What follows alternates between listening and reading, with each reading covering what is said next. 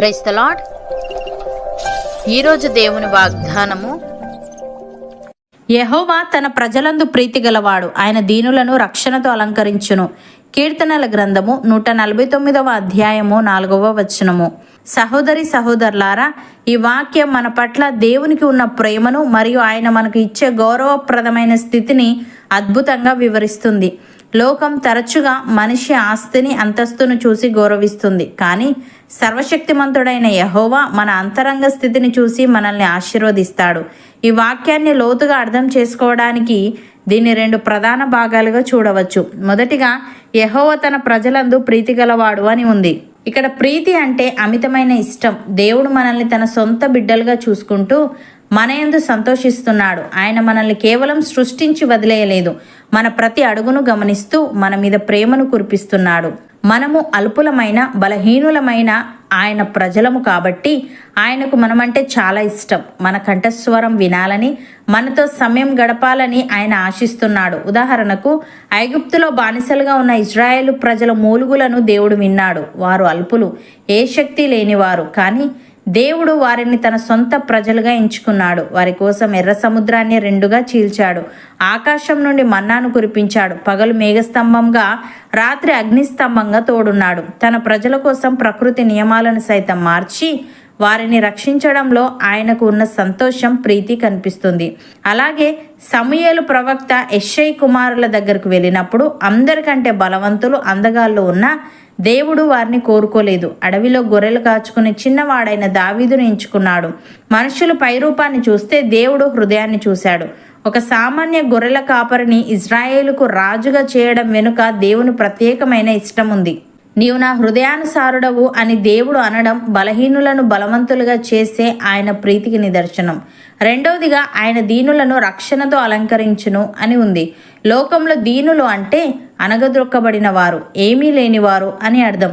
కానీ దేవుని దృష్టిలో దీనులు అంటే తమను తాము తగ్గించుకొని దేవుని మీద ఆధారపడేవారు. అటువంటి వారిని దేవుడు ఎప్పుడు దిక్కులేని వారిగా వదిలేయడు. ఆయన వారిని రక్షణ అనే వస్త్రంతో అలంకరిస్తాడు.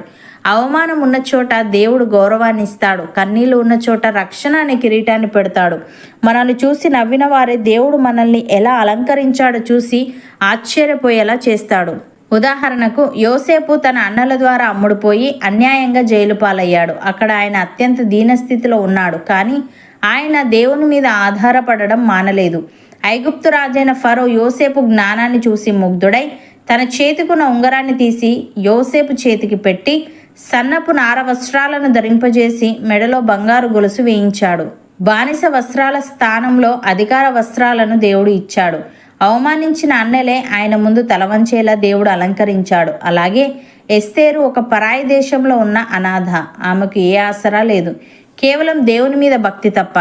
యూదులు నశించిపోయే స్థితిలో ఉన్నప్పుడు ఆమె ఉపవాసం ఉండి తన్ను తాను తగ్గించుకుంది.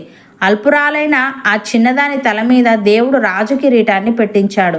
మరణశాసనం కింద ఉన్న తన ప్రజలందరికీ ఆమె ద్వారా రక్షణను కలుగజేశాడు. ప్రియులారా, యోసేపును బానిస సంఖ్యల నుండి సింహాసనం వరకు, ఎస్తేరును అనాథ స్థితి నుండి రాజు కిరీటం వరకు దేవుడు హెచ్చించిన తీరు అద్భుతం. యోసేపు, ఎస్తేరుల జీవితాలు మనకు నేర్పే గొప్ప సత్యం ఏమిటంటే, మనం దేవుని పాదాల చెంత ఎంతగా తగ్గుతామో ఆయన మనల్ని లోకము ముందు అంతగా హెచ్చిస్తాడు.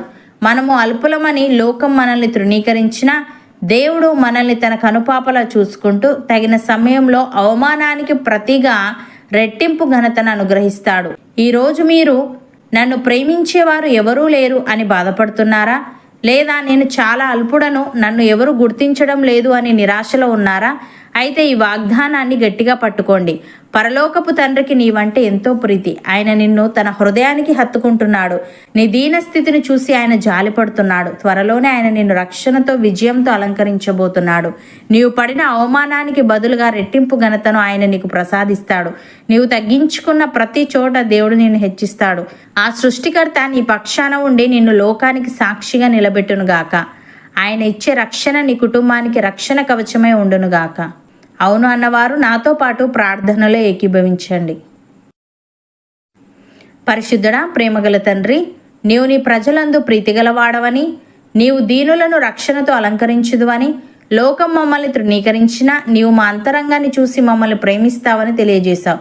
తండ్రి నీకు స్తుతులు. దేవా, దావీదు వలె మేము సామాన్య స్థితిలో ఉన్న నీ హృదయానుసారులుగా జీవిస్తూ యోసేపు మరియు ఎస్తేరుల వలె మేము నిందలు అవమానాలు ఎదుర్కొంటున్నప్పుడు కూడా నీ మీద ఆధారపడడం మానకుండా మమ్మల్ని మేము తగ్గించుకునే దీన మనస్సును కలిగి ఉండుటకు సహాయము దయచేయమని, ఇజ్రాయేలీల మూలుగులు విని వారిని విడిపించినట్లుగా మా కష్టాలలో మా పక్షాన నిలబడి మాకు విజయమునిచ్చి నీ రక్తంతో మమ్మల్ని కడిగి నీ రక్షణ కిరీటాన్ని మాకు ధరింపజేసి లోకమందు మేము నీకు సాక్షులుగా నిలబడుటకు కృపచూపమని ఈ వాగ్దానాన్ని విశ్వసిస్తున్న ప్రతి ఒక్కరిని నీవు దీవించి వారిని రక్షణతో అలంకరించి గణపరచమని యేసుక్రీస్తు నామమున ప్రార్థిస్తున్నాము తండ్రి. ఆమెన్.